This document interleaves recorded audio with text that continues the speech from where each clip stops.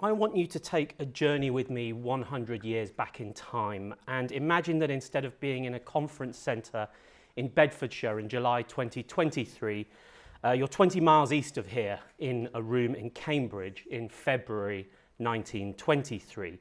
You're at a meeting of the Cambridge Heretics, a society founded in 1909 as a forum for heretical thought and challenging debate. And instead of looking like me, the lecturer addressing you is taller, broader shouldered, balding, and he has a booming voice like this. He has a moustache, and the rest of his face is shaved, but not very closely shaved, because it has gravel permanently embedded in it from a shell that exploded near him on a French battlefield less than a decade previously. He's holding a pipe, as was mandatory for every male authority figure of that era, and his words occasionally slip from English into Latin and Greek. I'm describing this man, JBS Haldane, and I'm describing a lecture he gave in 1923 entitled Daedalus, after a figure in Greek mythology, a lecture he adapted into a very influential book of the same title later that year. I myself lack the ability to slip casually into Latin and Greek, and I had until recently been pronouncing the title of his lecture and book Daedalus, and I now have it on good authority that the correct pronunciation is actually Daedalus. So unless there's a classicist here who wishes to correct me, that's how I shall pronounce it in this lecture. Now, in order to understand JBS Haldane, it helps to know a little about his father, J.S. Haldane, who in this photo is clearly saying to his son, "Call that a moustache?" Father and son were both prominent scientists. During the 19th century, Haldane Sr. played a pioneering role investigating and improving air quality in settings as diverse as slum housing, coal mines, and battlefields. He was also the person who first established the quickest way to bring a diver up from the ocean floor without them experiencing the bends. And the way Haldane Sr. studied these things was often by conducting painful and dangerous experiments upon himself, and sometimes also conducting such experiments upon his son, who in turn grew up to become a keen self-experimenter. Haldane Sr. was the man who invented the idea of the canary in the coal mine, which is a phrase we nowadays use proverbially to mean an early sign of imminent danger, but the phrase originally referred to an actual canary in an actual coal mine, and if the canary became ill or died, then that would indicate that there was a dangerous concentration of toxins in the air and the mine should be evacuated. And the early model for Haldane Sr.'s canary in the coal mine was actually Haldane Jr., who as a young boy was once asked by his father to stand up in a methane-filled space in an old Staffordshire coal mine. Haldane Jr. was asked by his father to find out how many lines of Mark Antony's funeral oration in Shakespeare's Julius Caesar the boy could recite before losing consciousness in this toxic environment. And the answer turned out to be 5 lines. So as this episode illustrates, Haldane Sr. and Haldane Jr. both embodied a certain very old-fashioned ideal of the fearless natural scientist who puts his own life and limb on the line in order to test theories that can then be of practical benefit to humanity. Both men were heavily involved in the First World War. Haldane Sr. was tasked with devising gas masks that could protect British soldiers against chlorine gas, while Haldane Jr., seen here in uniform, I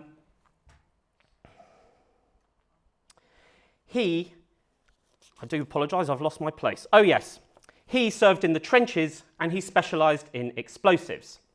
And if you want a sense of just how closely entwined the worlds of science and warfare were around this time, just read the opening of this paper, which was published in the Journal of Genetics in 1915, which begins with the sobering words, Owing to the war, it has been necessary to publish prematurely, as unfortunately one of us, ADS, has already been killed in France. This was research written jointly by JBS Haldane, his sister Naomi, and their friend Alexander Sprunt, ADS. And Sprunt did not survive to see this paper published. Saying that Sprunt has already been killed in France suggests that the same fate could well await the other authors of this paper, certainly the other male author. In fact, it implies that the same fate could befall any scientist of this era, and it's a mood that feeds into the later Daedalus lecture, which famously opens with this discussion of the war, and specifically with the year 1915. As I sit down to write these pages, I can see before me two scenes from my experience of the late war. The first is a glimpse of a forgotten battle of 1915. It has a curious suggestion of a rather bad cinema film. Through a blur of dust and fumes, there appear quite suddenly great black and yellow masses of smoke which seem to be tearing up the surface of the earth and disintegrating the works of man with an almost visible hatred. Now, the present day reader is liable to see this sort of thing and think about the First World War in terms of devastation, tragedy, human cost, the war poets, and so on. And there is some of that going on here. But we should also recall that JBS Haldane was the man allegedly described by Douglas Haig as the bravest and dirtiest soldier in my army, and that Haldane followed up the publication of the book version of Daedalus with this book, Callinicus, A Defense of Chemical Warfare, named after a 7th century Jewish Byzantine pioneer of incendiary weapons. Keep in mind that this is a book written by a man who knows full well from battlefield experience and from scientific expertise just what chemical weapons can do to humans. I think this is a useful reminder to us not to over-sentimentalise Haldane. It won't be the last such reminder in this lecture. Following his books Daedalus and Callinicus, Haldane eventually became, certainly by the time of the Second World War, in which he also played a significant and complex part, he became the best-known scientist in Britain, embracing roles as both the popular face of science and also the face of popular science. So let me explain what I mean by that distinction. With books like this one, The Causes of Evolution, Haldane became the popular face of science. Among his other achievements, he was one of the key figures responsible for integrating Gregor Mendel's theories of biological inheritance with Charles Darwin's theories of evolution, a substantial contribution to scientific knowledge that is still paying off in science today. But Haldane was also the face of popular science, in that he considered it his mission to understand and be an ambassador for and explainer of science as a whole, not just his areas of research, but all of science. And with books like the one on the right there, On Being the Right Size, and other essays, Haldane achieved a well-deserved reputation for explaining science brilliantly for a lay readership. In many ways, Haldane was a heroic figure. Certainly many thinkers and visionaries revered him. Famous scientists and also famous science fiction authors such as Arthur C. Clarke, who called Haldane the most brilliant science popularizer of his generation. But just as Haldane's virtues were larger than life, so too were his flaws. He was the proverbial hero with feet of clay. And because Haldane liked to hang his arguments on the names of grand old figures like Daedalus and Callinicus, I'm going to take the outrageous liberty of likening him to the biblical figure to whom we actually owe the expression hero with feet of clay, namely the ancient Babylonian king Nebuchadnezzar, or to be more precise, the statue of Nebuchadnezzar that's depicted here by Rembrandt. This statue appears to the king in a dream, as described in the book of Daniel, in the Hebrew Bible, and in the Old Testament of the Christian Bible. And in the king's dream, the upper parts of this enormous statue are made of precious metals, but the feet are made of clay. And when the feet are struck by a stone, the entire statue is toppled. And if you read this excellent biography of Haldane, A Dominant Character by Samanth Subramanian, what he does, you'll see very cleverly, is he begins the biography by toppling the statue of Haldane, and then he spends the remainder of it sort of hauling the statue back up so that we might understand Haldane in the round. So that's a very brief account of JBS Haldane. Now let's focus on Daedalus on its centenary. Here is the book version of Daedalus, looking appropriately like some ancient ruin. And we open it up, but before we get to the text of Haldane's lecture, what's this? I have slightly expanded certain parts of this paper since reading it. It has therefore probably lost any unity which it may once have possessed. It will be criticised for its undue emphasis on certain unpleasant topics. This is necessary if people are to be induced to think about them, and it is the whole business of a university teacher to induce people to think. Ladies and gentlemen, this is a 100-year-old trigger warning.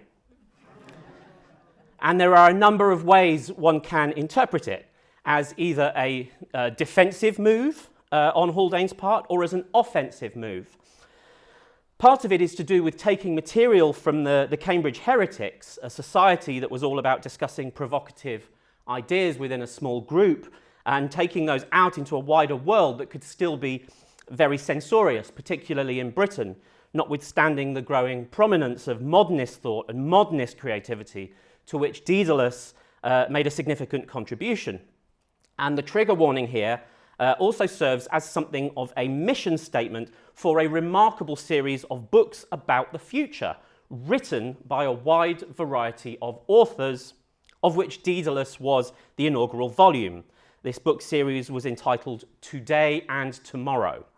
It ended up running into the 1930s and consisting of 110 volumes, with many of those volumes named after historical figures. And indeed, Haldane's own Callinicus was the 11th volume in the series.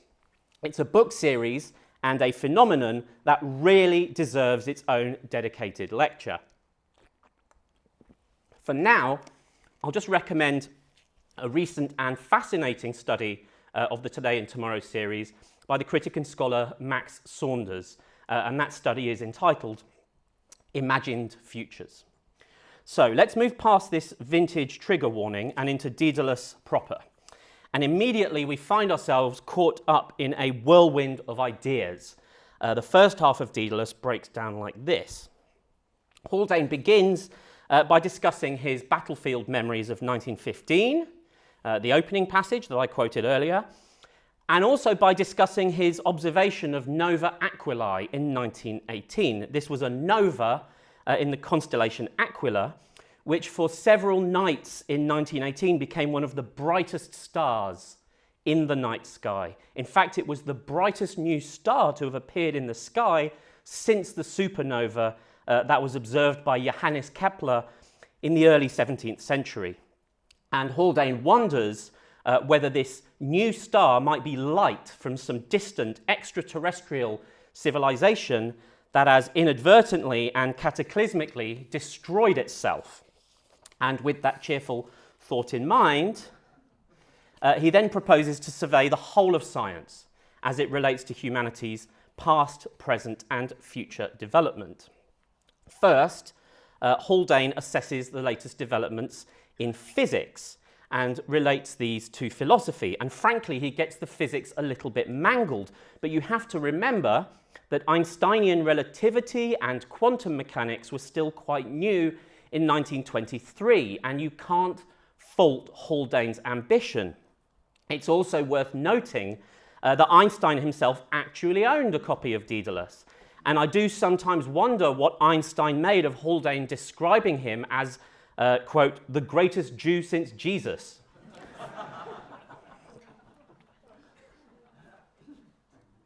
Haldane then assesses all the ways we might obtain energy from natural resources, and he comes up with a pretty comprehensive list, even by today's standards.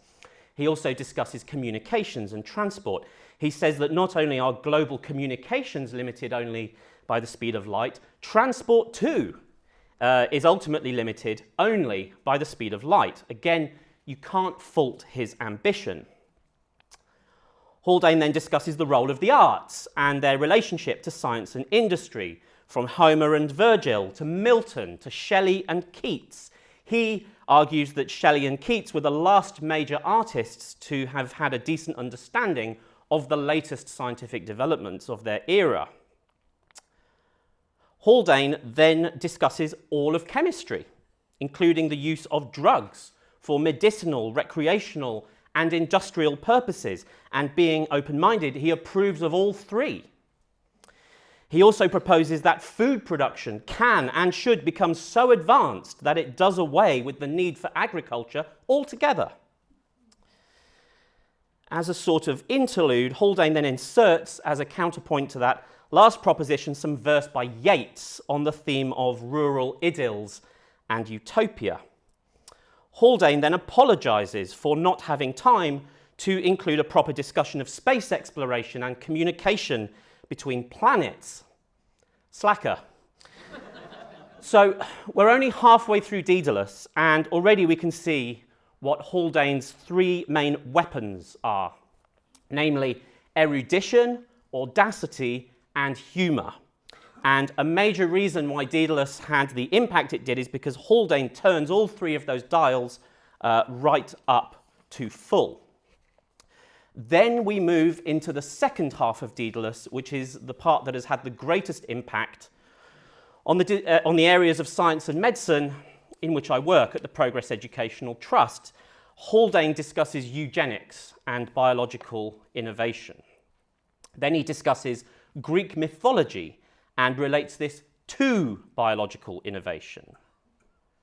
Then he inserts a science fiction story, extracts from an imaginary essay written by what he calls a rather stupid undergraduate in the year 2073.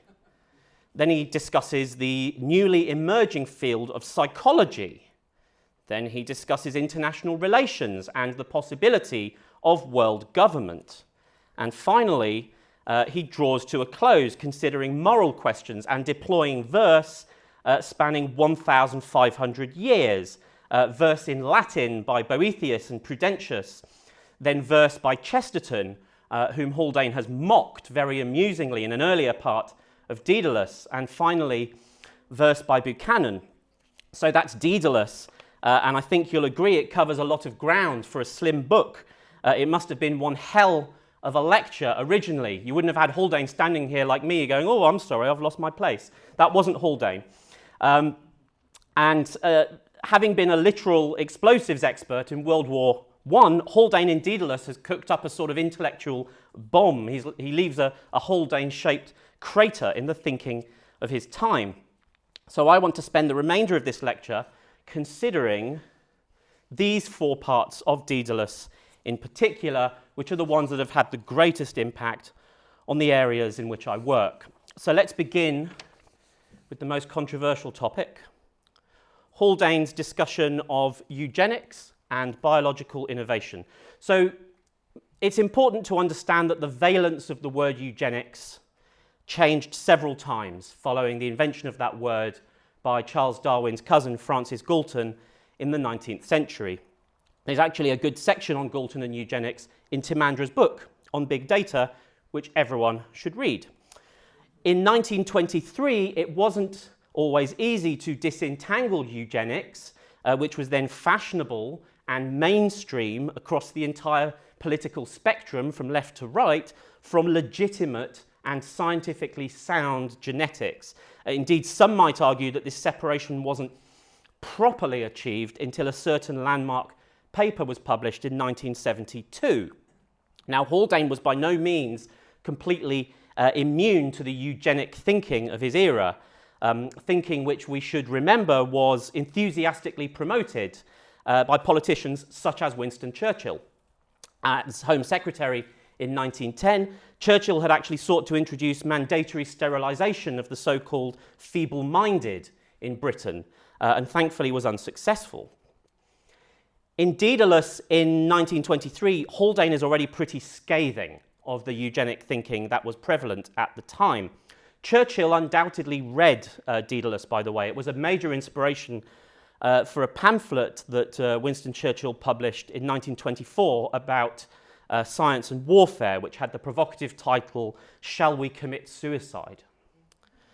Haldane first introduces the topic of eugenics in Daedalus by saying the following: "The eugenic official, a compound, it would appear, of the policeman, the priest, and the procurer, is to hail us off at suitable intervals to the local temple of Venus Genetrix, with a partner chosen, one gathers, by something of a glorified medical board.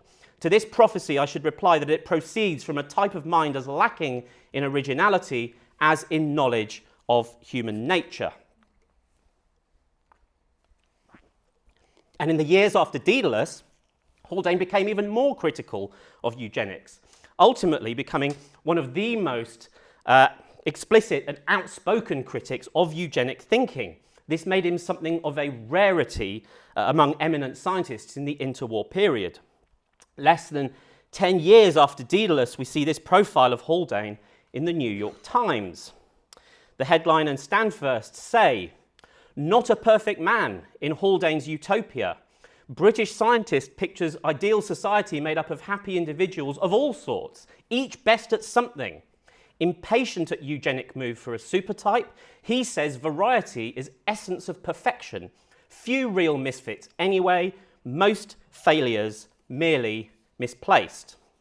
Now, following the horrors of the Second World War, many people tried to claim retrospectively and rather conveniently that this had been their stance on eugenics all along. In Haldane's case, it was actually true. There's just one problem, however, and here I want to bring back Nebuchadnezzar's Feet of Clay and the biography of Haldane by Samanth Subramanian. The problem is that while Haldane was commendably critical of the Nazi genetic fallacies of eugenics, unfortunately, he became a public apologist for the Stalinist genetic fallacies of Maturianism and Lysenkoism, even though Haldane knew full well, better than most, in fact, that those theories were scientifically unsound. Haldane was such a loyal and prominent member of the Communist Party of Great Britain. He even followed their edicts as to whether and when he could divorce and remarry, so as not to cause the party public embarrassment. He turned a willfully blind eye to the persecution, show trials, imprisonment, and execution of Soviet scientists who refused to follow the official line on genetic questions and also on other questions. Haldane actually turned his back on specific biologists whom he had previously counted among his friends and colleagues while they died in gulags. So while Haldane was probably better placed than any other thinker in the world at that time to discredit both Nazi genetic fallacies and Stalinist genetic fallacies, he chose instead to aim his fire in one direction only. And so while I think we can and should take inspiration from Haldane's achievements, I think it's also important to acknowledge and learn from his failings. Now, let's jump ahead to Haldane's little science fiction story, the essay by a rather stupid undergraduate. Remember, this isn't necessarily what Haldane thinks should happen, it's rather what might happen. This is the part of Daedalus where Haldane popularizes the term ectogenesis to mean conception and gestation occurring outside the human body. It's a concept that remains influential 100 years later. Today, we're still seeing new books written about it. We're still seeing new conferences organized about it, and so on. So, here are some of the parts of Haldane's timeline that relate to reproductive science and medicine. He begins with the British scientist Walter Heap transferring embryos from one rabbit to another in 1901. He proceeds rather amusingly to imagine that he himself will achieve partial ectogenesis in rats in 1925 2 years after giving the Daedalus lecture. Then he predicts that in 1940, full ectogenesis will be achieved in pigs. Then in 1951, full ectogenesis will be achieved in humans. And then in 1968, ectogenesis will become the official state-approved method of human reproduction throughout France. And Haldane was correct that something interesting would happen in France in 1968, but it wasn't what he had in mind. Now, let's compare the Daedalus lecture to what really happened. So, Walter Heape, who really was a pioneering British scientist, actually did rather better than Haldane suggests. Heape achieved live birth following embryo transfer in rabbits way back in 1890 and was still alive when Daedalus was published. So one wonders whether he was put out to see his landmark achievement transplanted like a rabbit embryo from the late 19th century to the early 20th century. But once Haldane moves into his own future, which is now our past, he quickly shoots way ahead of what we managed to achieve in reality. So the first births in mammals following in vitro fertilisation, or IVF, which might be considered a very partial form of ectogenesis, was achieved only in 1959 in rabbits. Then the first time IVF was successfully achieved in human cells in the laboratory was in 1968 in Cambridge, by which time Haldane had been dead for 4 years. So he never lived to see it. And then the first live birth in humans, live births following IVF, only happened after 10 years of very challenging work trying to translate the technique from the laboratory to the clinic, until eventually Louise Brown was finally born in Oldham General Hospital in 1978, and then Alistair MacDonald was born in Glasgow in 1979. And today, full ectogenesis in humans, or indeed in any other mammal, still remains a distant prospect, although headlines were made around the world in 2017 when partial ectogestation of premature lambs was achieved using artificial wombs known as biobags. So we've fallen far short of the predictions in the Daedalus timeline, but nonetheless, Haldane's predictions have still served as a tremendous inspiration for real-life reproductive innovations, while also inspiring people's apprehensions about those innovations. Haldane encouraged us to think about what would happen if human reproduction was displaced from the human body in space and was displaced from the human lifespan in time. And both of these things are things that have actually happened.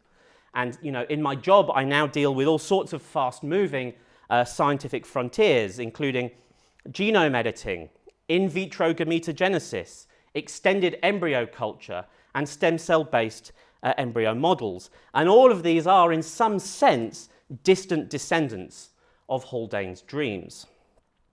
Now, let's jump back to Haldane's discussion of Greek mythology.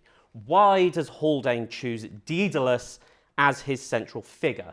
He could have followed the lead of many other thinkers and artists and gone for the very inspiring Prometheus, who stole fire and knowledge from the gods of Olympus.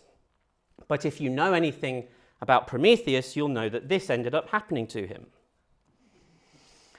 On the bottom left of this painting by Rubens, you can see a flaming torch, the fire that Prometheus stole from the gods. And in the center of the painting, you can see the price that Prometheus paid for this audacious act. He was condemned to spend eternity chained up, having his liver ripped out by an eagle that embodied the authority of Zeus, only for the liver to magically grow back and be painfully ripped out again, and again and again, forever. It's a potent image. And in this satirical version, which is from a 19th century German political magazine, there are labels on the different elements in the picture. The bird ripping out the liver is labelled capitalism. Prometheus himself is labelled proletariat. And the useless plaster that's being applied to his wound comes from a container labelled social reform. And I'm sure Haldane would sympathise with the message that's being given here, but Prometheus isn't the figure he's looking for on this occasion. So how about Icarus, who escaped imprisonment by using artificial wings? Well, consider this painting, which for a long time was attributed to Bruegel, although questions have been raised over that attribution more recently. And if you aren't familiar with this painting, spoiler alert, here's what you see. If you magnify this portion on the right, the sad little legs of Icarus sticking out of the ocean after he's fallen from the sky, while the rest of the world ignores his plight because the wings didn't work. So maybe Icarus doesn't suit Haldane's purposes either. How about Icarus's father, Daedalus? More promising. There are several things that make Daedalus an attractive proposition for Haldane. Here's another picture by Rubens, which shows Daedalus together with the hybrid creature he created, the Minotaur. And Rubens depicts the Minotaur as having a bull's body with a man's head. And in this later painting by Watts, we see the more familiar version, where it's the other way around. The Minotaur has a man's body and a bull's head. And if we look again at the Rubens picture on the left, we might observe tools hanging on the belt of Daedalus, and these signify that he was a formidable craftsman, an architect. As well as creating the Minotaur, he devised and built a contraption that encouraged and enabled a bull to mate with a woman to produce the Minotaur. And he also devised an ingenious and inescapable labyrinth to house the Minotaur. And these facts make Daedalus an attractive figure for Haldane. But what really seals the deal is the fact that Daedalus got away with all of this scot-free, as depicted in this light-hearted 18th century engraving. Daedalus fashioned artificial wings and used them to leave the supposedly inescapable labyrinth he had constructed. And unlike his son Icarus, the flight and the escape of Daedalus were successful. He didn't fall victim to his own trap. Here are some of the things that Haldane says we should admire about Daedalus, particularly in relation to the creation of the Minotaur. Posterity has never equalled his only recorded success in experimental genetics. He was the first to demonstrate that the scientific worker is not concerned with gods. The most monstrous and unnatural action in all human legend was unpunished in this world or the next. These observations speak to humanity's apparent position, arguably in the run-up to and certainly following the First World War. The certainties of the old world are gone, scientific and social possibilities are wide open, for better or for worse. No higher authority sits in judgment over us, and the only moral standards to which we will be held are the standards we choose to apply to ourselves. So in light of this, what is Haldane's conclusion? Well, the final words in Haldane's own voice in Daedalus, before he closes with some bleak verse by Buchanan, are these words: the scientific worker of the future will more and more resemble the lonely figure of Daedalus as he becomes conscious of his ghastly mission and proud of it. So it's easy to see how you get from this line to James Whale's famous film adaptation of Mary Shelley's Frankenstein a few years later in 1931. It's also easy to see how you get from Haldane's words to the novel Brave New World, which was published in 1932 by Haldane's friend Aldous Huxley and was heavily inspired by Daedalus. But there's more going on in the concluding section of Daedalus than just the closing provocation. A little earlier, Haldane says this: we must regard science then from 3 points of view. First, it is the free activity of man's divine faculties of reason and imagination. I find this quite inspiring, the characterization of human faculties as divine. Secondly, it is the answer of the few to the demands of the many for wealth, comfort and victory, for long life free from pain and sickness, gifts which it will grant only in exchange for peace, security, and stagnation. I'm naturally inclined to read the word stagnation there pejoratively as something akin to stultification, but Haldane might just mean it as stability. The Latin stagnum means pond, pool, lake, any standing water that doesn't move much. He might mean it that way. I'm not actually sure. Finally, it is man's gradual conquest, first of space and time, then of matter as such, then of his own body and those of other living beings, and finally the subjugation of the dark and evil elements in his own soul. And I find this fascinating, how Haldane brings moral and religious language back into the picture here, and then places the subjugation of evil last in his sequence, after humanity's various other achievements. The last thing I want to talk about in this lecture is the words I've coloured in orange there in the middle. Long life free from pain and sickness. Haldane doesn't actually use those words. Instead, he uses this equivalent phrase in ancient Greek. And if you look into where this phrase comes from, things get interesting. The place where this phrase appears most famously in ancient Greek literature is towards the end of Book 2 of Plato's Republic. In other words, what we have here in Daedalus is Haldane quoting words written by Plato. But there's actually more to it than that, because if you look at the Republic, Plato, as is often the case in his writings, is attributing these words to Socrates. But there's actually more to it than that, because if you take a closer look at the Republic, Socrates is actually quoting words from a play by Aeschylus. One of the themes explored in the Republic is whether certain creations and fictions are harmful and should be censored or censured.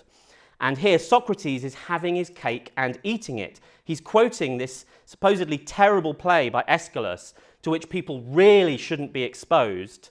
And by the way, here's a sample of it. And given that the play in question is now sadly lost to us, actually the only reason we have this particular scrap of it is because Plato has Socrates quote it. So Socrates has in practice saved and transmitted to posterity the most egregious portion of the very literature he proposes to ban.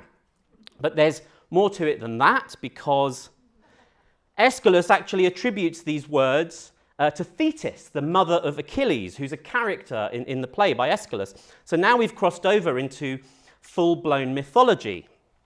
But you guessed it, there's more to it than that, because Thetis is actually recalling words that were originally spoken to her by the god Apollo.